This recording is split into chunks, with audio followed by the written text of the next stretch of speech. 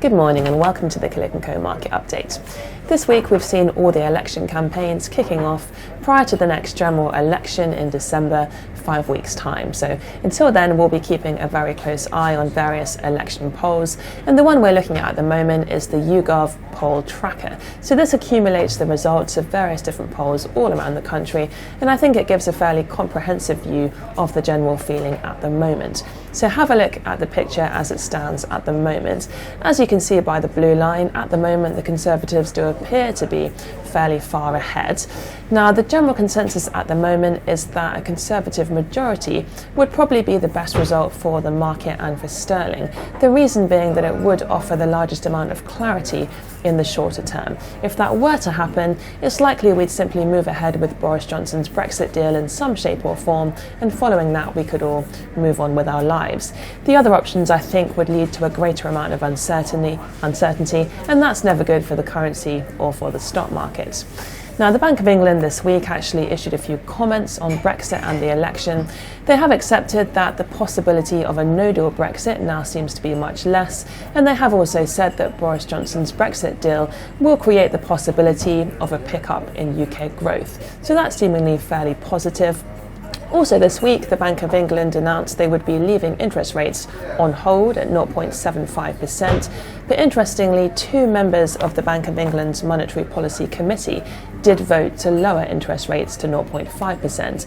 So I think that just makes the point that there is a little bit of appetite within the Bank of England to reduce interest rates. And I think perhaps if we did have a somewhat negative result after the general election, then an interest rate reduction here in the UK is a real possibility.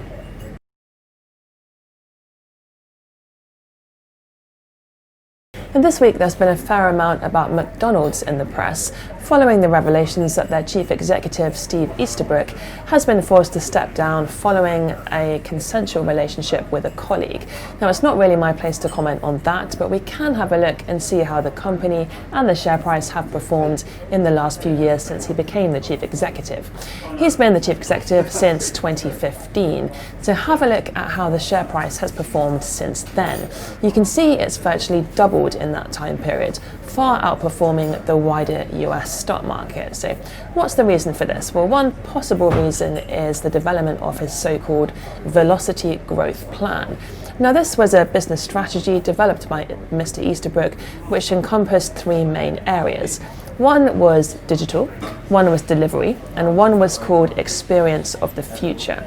So within digital, the stores are trying to make much more use of technology. They've got all these digital ordering kiosks, and they're also making more use of artificial intelligence. For example, within their menus, they've got technology that can change the items that are showing most prominently based on things like the weather. So ice creams will be more prominent on a hot day. Deliveries, McDonald's have really expanded their capability with deliveries, and that's allowing them to reach an audience that previously wouldn't have attended their stores. And finally, the Experience of the Future, that's the name they've given to their strategy for renovating and innovating in all of their stores, making them look more modern and allowing them to better focus on these two digital and delivery options. So for example, looking at deliveries, the new stores have more parking outside for delivery drivers, and they also have designated spaces within the stores for delivery drivers to wait. So they're really considering how consumers want to consume their products in the future, and they're really working on facilitating that. So please do give us a call if you'd like to hear more about our thoughts on McDonald's at the moment.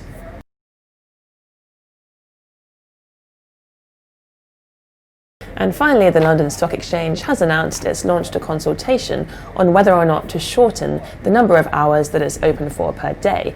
At the moment, the Stock Exchange is open from 8 a.m. to 4:30 p.m, 8.5 hours per day, and that's actually a fairly long time compared to other major exchanges around the world. So it's looking at shortening the hours in order to enhance the well-being of people who work on the markets. However, I think it's important to consider that the fact that our exchange is open for a long time and the fact that we're in the time zone that we are has actually been very beneficial for London as a financial hub.